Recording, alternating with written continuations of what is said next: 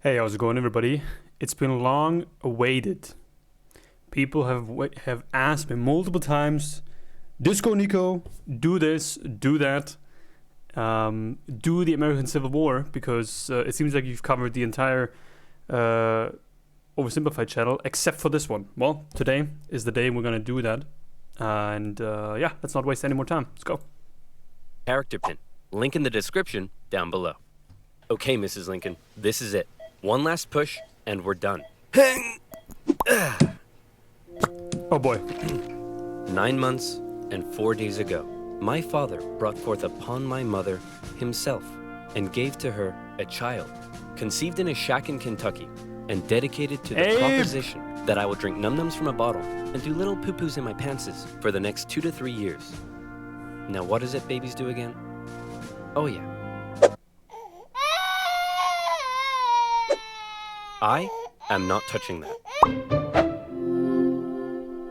Okay, American Civil Abraham War. Lincoln grew up with his relatively poor... Now, just so that you know, we've already covered the American Revolution by Oversimplified, but I have not done the American Civil War. So, and I'm from Germany, in case you don't know, and American Civil War is covered zero, absolutely zero in Germany, in German high school, in German history class. So yeah, there's going to be a lot to learn from me today. And I got my tea right here. Very British almost. Poor family in Kentucky, eventually moving to Indiana, and finally, Illinois. He read a lot of books, worked a lot of jobs, wrote some questionable poetry, and finally entered the law profession. Despite being self-taught, he turned out to be a pretty clever and astute lawyer. In one case, a guy claimed he witnessed a murder at night, and Lincoln was like, "How could you have seen anything in the dark? There was a bright full moon." A what? A bright full moon. Can you say that again, please? There was a bright full moon.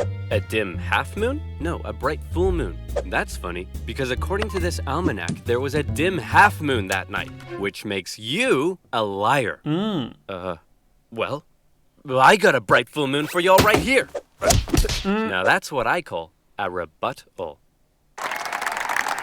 Lincoln and his cheekbones weren't only interested God damn, see that nose? Holy. in law, however. He also dabbled in the world of politics, serving as a legislator in both local and national assemblies. And what a time it was. Not even 100 years after the Founding Fathers wrote, "All men are created equal," politicians were already asking, yeah, but what does that mean exactly? It means all men. Yeah, but what does that mean exactly? And not just that.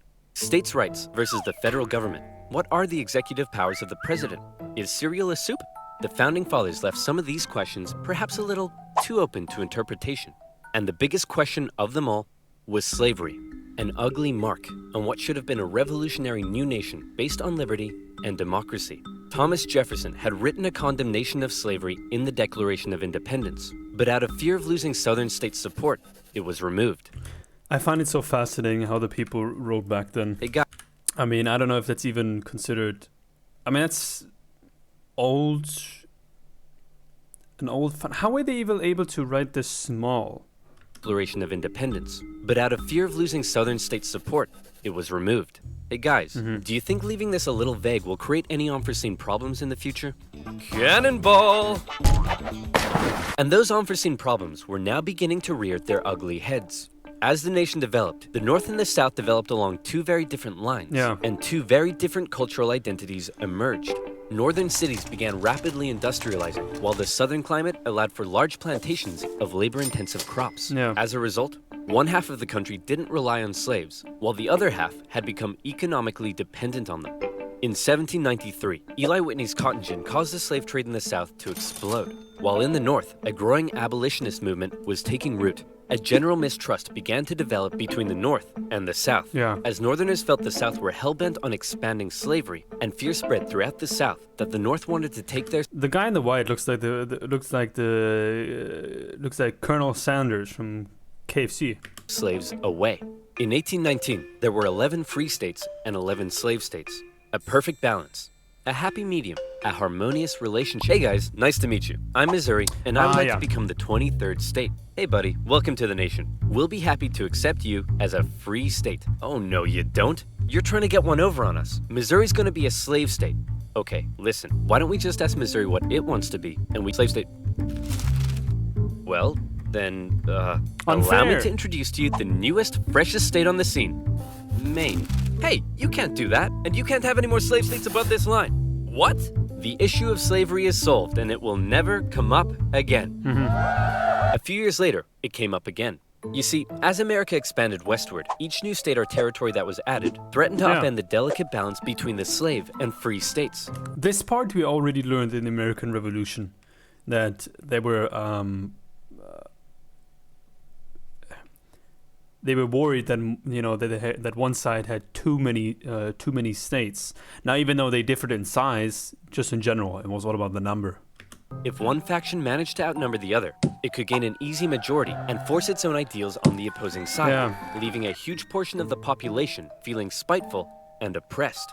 For a while, compromises kicked the can down the road and kept the volatile balance in check, as new free and slave states were roughly added in pairs. But then one loudmouth state just had to barge in and ruin everything as usual. Texas. The addition of Texas saw the United States enter into a war with Mexico. Whoa, Texas was that big back then? It certainly doesn't look like that now. But I also don't know which state came out of that. Which they won, gaining a huge amount of land out west and creating even more problems. Hey guys, nice to meet you. I'm California, and I would like to become the 31st state. Hey buddy, welcome to the nation. We'll be happy to accept you as a southern slave state. Oh no, you don't. You're trying to get one over on us. California's gonna be a free state. Okay, listen, why don't we just ask California what it wants to be, and we can free state. Well, then, allow me to introduce to you the territories of New Mexico and Utah, able to freely vote for slavery themselves. Hey, you can't do that! And we can enter Northern Territory anytime we want to recapture escaped slaves. Oh. What? The issue of slavery is solved, and it will never come up again. A few years later, it came up again. In 1854, a Democratic senator from Illinois wanted to build a really cool choo-choo train here and proposed that the territories of Kansas and Nebraska be created open to slavery, even though they were clearly above the Missouri Compromise line. Obviously, the northern states were like, hell no. But the Southern Democrats who controlled Congress at the time were like, well, if you love liberty and democracy so much, then you should let them vote on whether slavery should be legal or not. And so it was. Huge numbers of pro- and anti-slavery settlers rushed to Kansas to sway the vote in their favor. And while they were all there, they began to beat the crap out of each other. One of those settlers was a man named John Brown, a former businessman who failed at just about everything he tried and went arguably insane. He was a radical abolitionist and dedicated much of his life to the Underground Railroad and freeing slaves. One night, in revenge for an earlier raid by pro-slavery forces, he and his sons killed a number of pro-slavery settlers in the territory, helping to kickstart years of violence known as Bleeding Kansas. Okay. Kansas and Nebraska both eventually voted in favor of outlawing slavery. But from here, the tension began to grow at a rapid pace. In 1852, author Harriet Beecher Stowe penned Uncle Tom's Cabin, a best-selling novel that exposed the terrible cruelty of slavery to the world. Yeah. Oh, how awful. How morally corrupt a nation must be to allow such things to happen. Your Majesty, what should we do about all the starving children working in the coal mines? Nothing! In 1854, the Republican Party was formed, and Abraham Lincoln emerged as a leading figure. Southern Democrats viewed the new Republican Party with mistrust, believing it to be radical and abolitionist. In 1856, a politician named Charles Sumner gave a speech in Congress, calling out slave-owning Democrats with fiery language. If slavery was a woman, she'd be an ugly one, and the senator from South Carolina would like to boink her. Representative Brooks, do you have a rebuttal? Oh, I have a rebuttal, all right. Yeah, here's a rebuttal for you. Oh, come on. Surely this isn't allowed. I don't know. I'll have to consult the rulebook. I can't find anything about caning a political opponent, but it says here I'm not allowed to wear women's underwear. Uh-oh. News of the violence on the Senate floor took the nation by storm. Southern slave owners sent Representative Brooks new canes to replace his now broken one. And on the floors of Congress, politicians carried weapons in self-defense, which is never a good sign. In 1857, the Supreme Court ruled in the Dred Scott case that all people of African descent, slave or free, could not be citizens, and therefore could not sue for their own freedom under any circumstances, undoing years of progress with the strike of a gavel. Now, within all this bitter debate over slavery, there were many nuances. North versus South, Republican versus Democrat, states versus the federal government. But let's strip all of that away. For 4 million individuals living in America, this wasn't about political intrigue or party alignment. No. It was about the basic human right to be free. Yeah. Men, women, and children were stolen from their homelands and brought to the American continent, where for generations they were considered to be property, forced to live in poverty, and work from sunrise to sunset. Plantation overseers did whatever they felt was necessary to get the most out of their slaves. Punishments were often barbaric. Families were regularly separated, and parents could often only... Yeah, it's absolutely horrible. Did you guys watch the movie Django Unchained? I think this one's already from like 2012, 2013 or so. Or maybe even... Yeah, probably 2012, something like that. And I remember when it came out, but I wasn't interested at the time. And just recently I watched it, and the type of stuff that you saw there is just, you know, that was done to slaves in general. It's just absolutely horrible.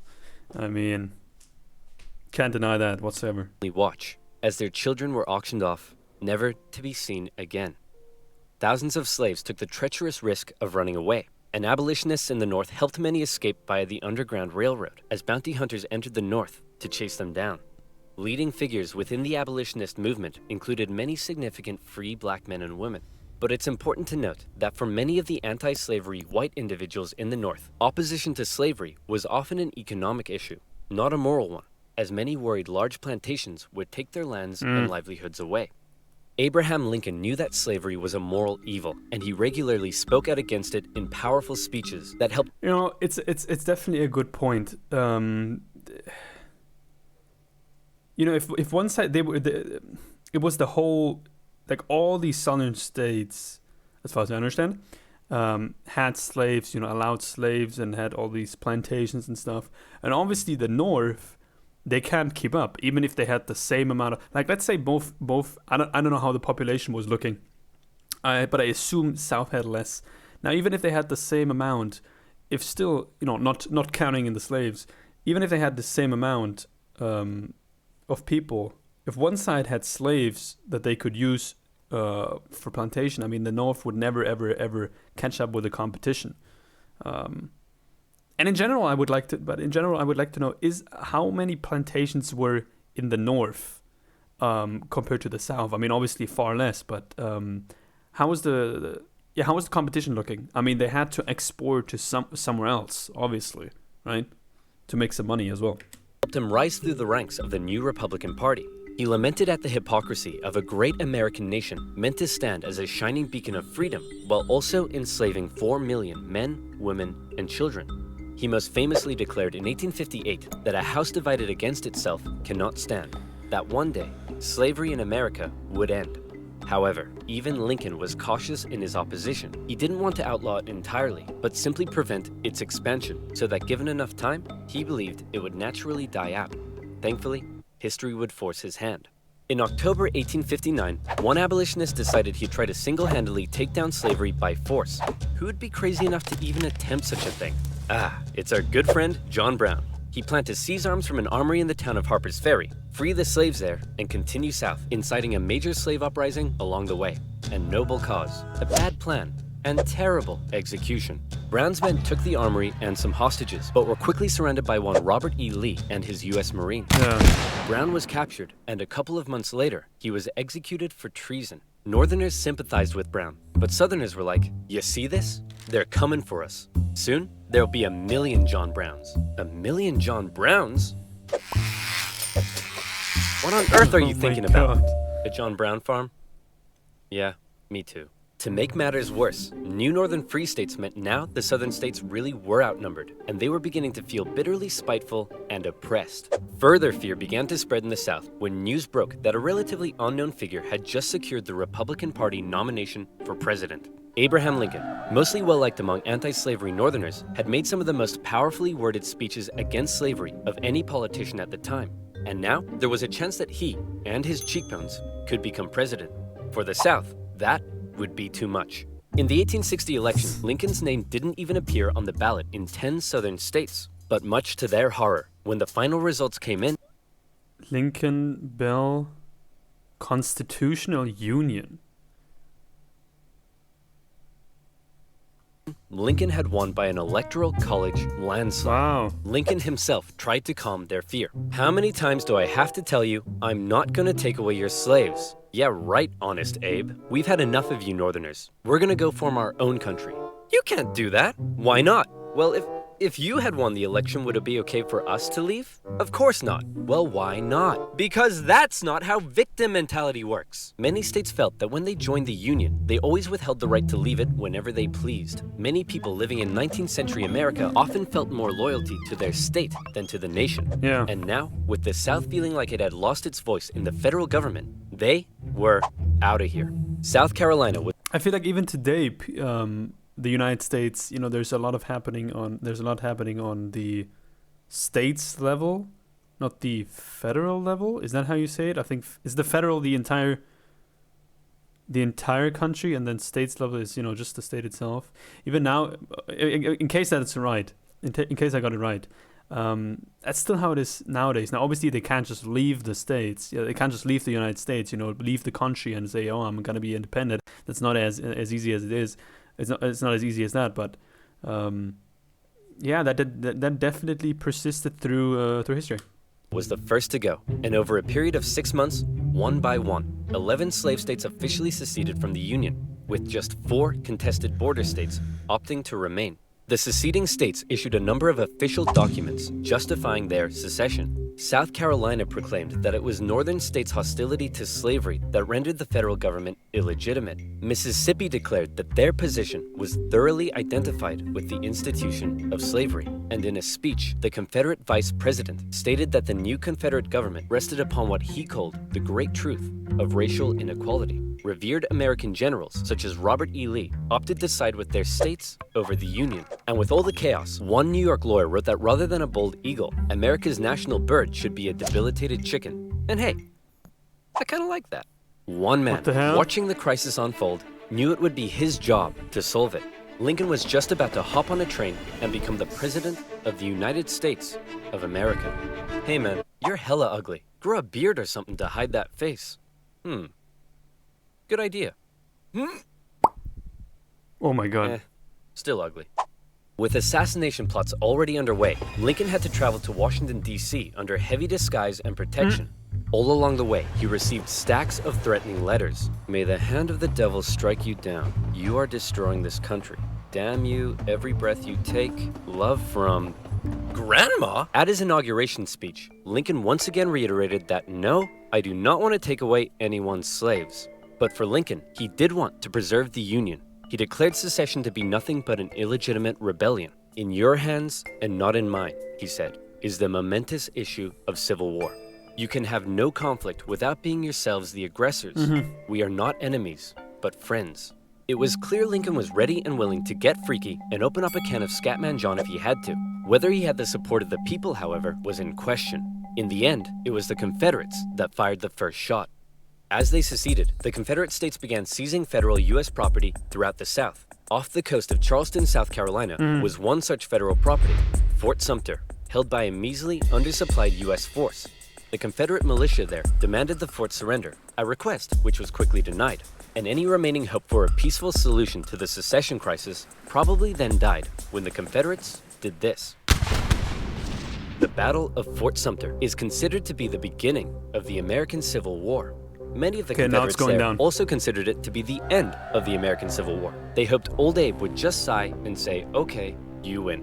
Unfortunately for them, Lincoln actually said, you're about to get a roundhouse to the face. Lincoln sent out the call for 75,000 volunteers, and men signed up in droves, hopeful for some adventure and good old-fashioned F-U-N. In the new Confederate capital at Richmond, Virginia. By the way, why did the Union? Is that how you call it, right? The Union in the South. The Union, why did it, I guess, correct me if I'm wrong, why did they have like that horn on their cap as a symbol? Why was that the case? Was it of the flag? I mean, what's the story behind it? In case anyone of you know. Yeah, Confederate President Jefferson Davis and his cheekbones had also sent out the call for 100,000 men. As ever, both sides hoped for a quick end to the war. Is it over yet? No, Jimmy, it's been 1 week. Is it over now? No. How about now? If you ask that one more time, I swear I will turn this army around and you'll all have to go back home to your wives and children. But in particular, the South knew the conflict would pose a bit of a challenge. How can we expect to win with a population of only 5 million against 22 million in the North? If you count us 4 million slaves, you'd have 9 million. Great idea. Hand these rifles out to all the Wait a minute. You almost had me there. The problem for Lincoln was that many of his top generals were getting old and were being a bit too cautious. The commanding general was a man named Winfield Scott, a veteran of the Mexican-American War, and by now, he was too fat to even mount a horse. Okay, chaps, we need to come up with a plan. Hit me. We could wait for the Confederates to come and apologize. Maybe we should all sit in a circle and discuss our feelings. Crossing the Delaware into New Jersey worked for me. Those are all terrible ideas. And you? Wrong video. Hey, I'm the greatest president in the history of this nation. Yeah, we'll see about that, dingus. Eventually, Lincoln's generals came up with a multi-pronged strategy. First, a blockade would cut off and starve the South of supplies by sea. Secondly, taking control of the great Mississippi River would sever the South's economic artery while splitting it in two. And finally, a main Union... I'm literally having chills right now. That's how important all of this is. Jesus. ...force in the East would move south and take the Confederate capital, ending the war. Bada boom, bada bing. Skirmishes began to break out across the nation, and the Union Army in the East began to move south towards Richmond. Everything seemed to be going well until they reached Manassas, where they came upon a large Confederate force. It's almost like they were waiting for us. How did they know? As it turned out, spies in DC had sent a coded message to the Confederates warning of the invasion. Did you use NordVPN? What the heck is NordVPN? I'm so glad you asked. Do you use... Yeah, well, in case you're interested in something like NordVPN, I don't think I even have to explain anymore. Definitely go check it out, but I gotta keep this video as short as possible, so... ...my channel, so thank you. Now, where were we?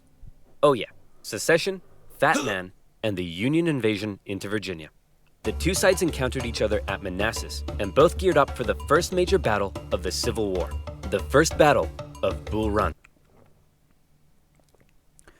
Wow.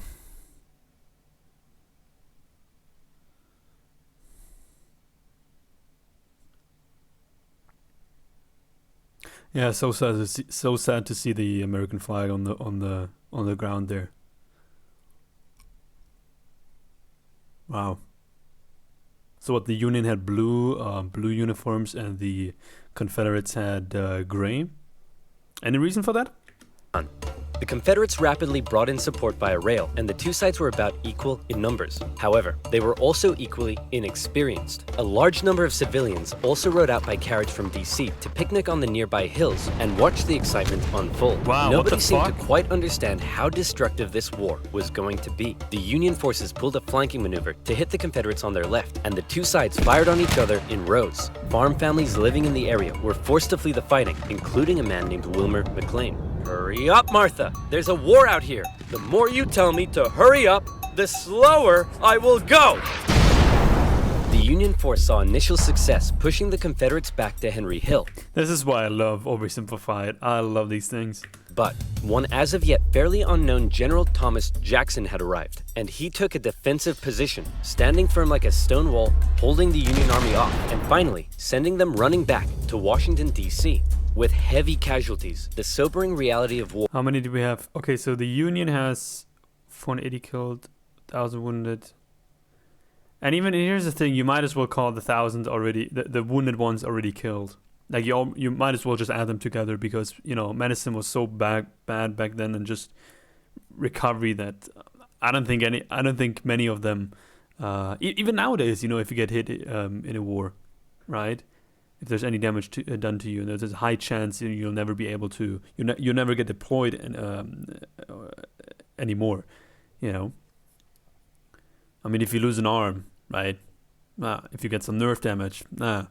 If you lose like one eye, I don't know, nah. That's just not happening. And if that shit's happening today, then it certainly also happened back then.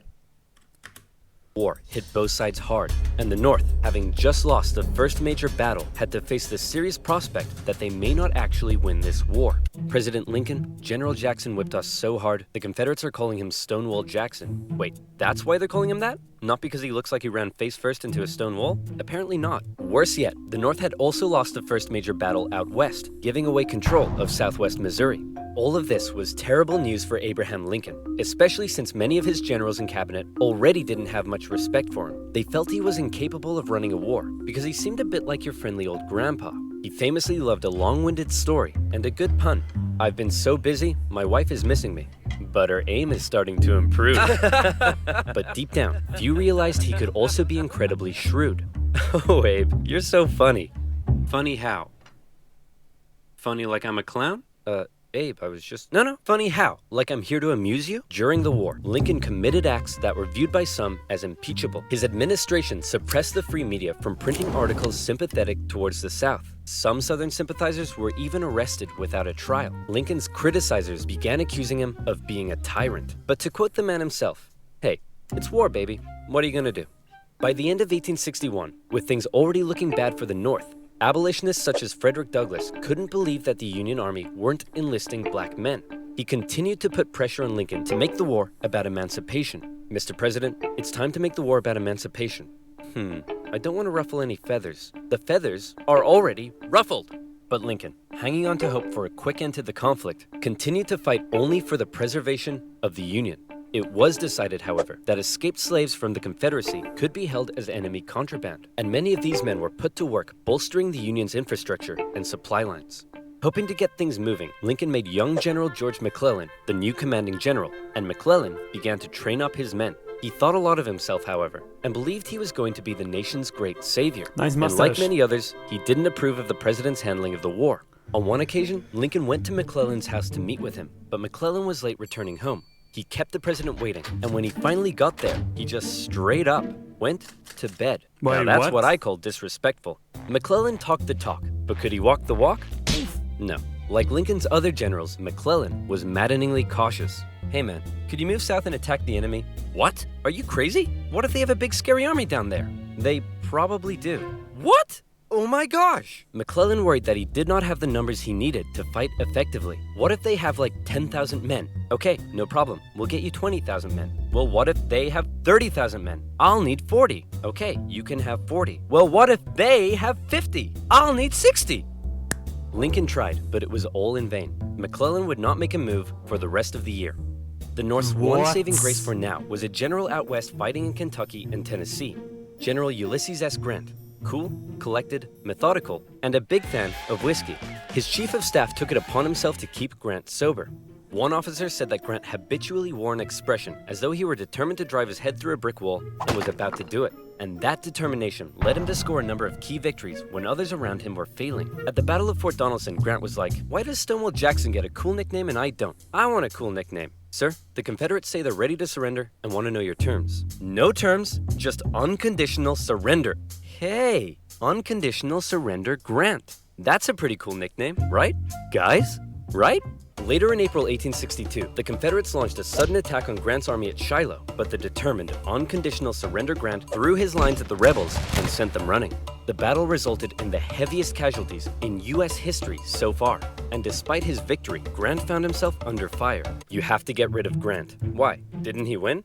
Yes, but he just threw his men at the enemy. Yeah. Isn't that the point? Also, he's a loony drunk. Well, what does he like to drink? I believe whiskey, sir. Then send him more. Lincoln watched as his cabinet did nothing but bicker, and his generals did nothing. But then, worst of all, personal tragedy struck. Lincoln's young son, Willie, very much... Yeah, real quick before we get into that. That's the thing. It is obviously good to have people, right, in your cabinet, in your people, in your group that give you feedback. Now, no one's denying that, but at the same time, if they're just bickering, if they're just annoying you, if they're just basically telling you, "Oh, you did everything wrong," okay, that's fair, but come up with another plan. Like, suggest me something else that I can do. I can totally understand Lincoln's frustration as well. You know, everyone says, you know, you're doing the wrong thing, you're doing the wrong thing. Okay, then give me then tell me what I should do, right? I mean, at the end of the day, you want to win this war just as much as I do. Much loved by the president, died of typhoid fever at the age of 11. Lincoln was a sensitive man and was heavily affected by the loss. His wife was inconsolable. But one of Lincoln's greatest traits, what made him such a great leader, was in the darkest of times, with composure and determination, he kept moving forward. He knew it was his responsibility to hold himself and his family together, and by doing so, he hoped to hold the nation together. And he had it with McClellan's inaction. Lincoln decided he was going to take control. In March 1862, Lincoln firmly ordered McClellan to once again move south towards Richmond. McClellan insisted instead they move by sea to the Virginia Peninsula and attack Richmond from the southeast. Yes, said Lincoln. Okay, anything. Lincoln held on to some of McClellan's men to defend D.C. from a nearby Stonewall Jackson wreaking havoc in the Shenandoah Valley, and he sent McClellan south. McClellan landed on the peninsula, and he began to move inland. He came up against a small Confederate army that had dug in at Yorktown. McClellan vastly outnumbered the force, but it's said that Confederate General Magruder deceived McClellan by cleverly maneuvering his smaller force and making McClellan believe he faced a huge army. No, you have way more men than them. Move forward. No. McClellan settled in for a month-long siege, giving time for Johnston to move south from Manassas and Magruder time to retreat. Yeah. When he finally entered the city and found it deserted, he declared it a victory, calling his success brilliant. God damn it. Then, after meeting some resistance at Williamsburg, McClellan moved to within just 20 miles of Richmond, his armies able to hear the church bells ringing in the enemy capital. You still outnumber them. Go give him hell. No. McClellan once again held back, moving slowly and defensively, and with his army split in two, the Confederates saw an opportunity to strike back. McClellan's advance was halted, and now the Confederates pulled an ace out of their sleeve. General Lee, you're up. Do you think we should evacuate Richmond? No, Mr. President, no need. General Robert E. Lee, one of the most brilliant military commanders of the time, was now in charge. One of his biggest strengths was his ability to read the mind of his enemy, and he knew McClellan was cautious and weak. After moving Stonewall Jackson south to join him, and even though he had a smaller army, Lee hit McClellan in a series of fast-paced, close combat battles that had McClellan spooked. McClellan retreated the Union Army back again and again and again, escaping the peninsula and returning to D.C. Lee had defeated McClellan, and the campaign had failed. God Well, damn that it. was a major success. A success? Tell me exactly what was successful about that. Well, we successfully retreated. You lost. I didn't lose. I merely failed to win. Things just kept looking worse for the North. At least their navy had seen some success, capturing a number of key port cities, notably when they steamrolled past Confederate Okay. forts to take New Orleans. That's not and too bad. speaking of the navy, both sides had begun using ironclads. So that's pretty cool. But in the East, they still weren't having any luck. After McClellan's disastrous campaign, Lincoln briefly sent out one General John Pope to attack Northern Virginia. Hey man, just checking in. How's it going? Well, the Confederates kicked my butt at Cedar Mountain. Then they raided my camp and ran off with my money and clothes. Also, I appear to have been wedgied. Lee defeated Pope at yet another battle at Bull Run, in which nearby farm families once again got caught up in the fighting. And keep in mind, 22 million against 5 million. Now, granted, those weren't all soldiers, but a lot of potential. Hurry up, Martha! There's another war out here! I'm waiting for my hair to dry! Wilmer McLean, sick of war, moved his family south, where he knew the war would definitely, absolutely, never touch him again. But Lincoln had yet another problem to contend with. European powers, in particular the UK, were looking increasingly like they may intervene diplomatically on the side of the Confederates. Oh shit. They were missing their precious supply of southern cotton because of the Union blockade, Uh-huh. and they wanted to see a swift conclusion to the war. The tension between America and Great Britain had been increasing, especially after Confederate diplomats were discovered on a British ship. Now, after McClellan's failure to take Richmond, the UK declared it impossible for the North to win. Lincoln needed something to prevent Europe from getting involved, and after more petitioning from abolitionists, he decided maybe the time was finally right to make the war about ending the institution he hated, slavery. If the North had a noble cause to fight for, Europe would be less likely to intervene. But Lincoln and his cabinet knew before they could declare something as radical as emancipation, they needed a victory, especially now that the Confederates were about to go on the attack. Aware that he had a limited number of men and supplies, Lee now hoped that if he could just threaten Washington, D.C. militarily, he would gain Europe's recognition and crush Northern morale in time for the midterm elections, It's the forcing key the moment. North to The key negotiate. moment. With confidence at an all-time high, for the first time, Robert E. Lee invaded the North. But on September 13th, the North finally had some luck. Oh boy, it's my lucky day! A cigar in a field. Hey, what's this wrapped around it? Oh my gosh! That's right, the North had discovered General Lee's battle plans wrapped around What? some cigars. And in them, they saw that Lee had split up No, his... you gotta be kidding me. You have to be kidding me. No, you can't make... Literally, that's the definition of you can't make this shit up. forces. McClellan headed out from D.C., and the two sides met in the Battle of Antietam. a crucial battle that would decide the course of the war. It saw the most vicious fighting to date and still remains the single bloodiest day in American history. But for once, the North came out victorious, and Lee was forced to retreat. And He's on the McClellan run. is still in Chase him charge. down and finish him off. No. You know what, old buddy, old pal? You're fired. Yeah. The North had won their crucial victory. Lincoln breathed a huge sigh of relief, and with that win, he was prepared to take a huge step. On September 22nd, the Emancipation Proclamation was issued. In January, all slaves held in the Confederate States would be, as far as the US government was concerned, officially free. Throughout the North, free black men and women rejoiced, knowing that if the North were to win, their brothers and sisters would no longer be held in bondage. The proclamation also had the intended effect on Europe, who were not willing to oppose a pledge to end slavery. An outraged Confederacy knew that Lincoln had given the war a new meaning. It was no longer just about the preservation of the Union. Now, it was about creating a new Union, washed clean of its original sin. A Union without slavery. Goddamn. Not even gonna say much. I'm gonna head straight back into part 2. Incredible. This is in my top. Honestly, this video itself is already in my top 3. Yeah, probably my top 3 of all these oversimplified videos that we watched so far. 100%. Yeah. Guys, I hope you enjoyed. Leave a like, comment, and subscribe. And if there's anything else you would like to recommend to me, definitely let me know in the comments. Type in the title of the video you would like me to react to, and yeah, I'll see if I can do that. Other than that, I hope you guys enjoyed, and I'll see you in part 2. Bye bye.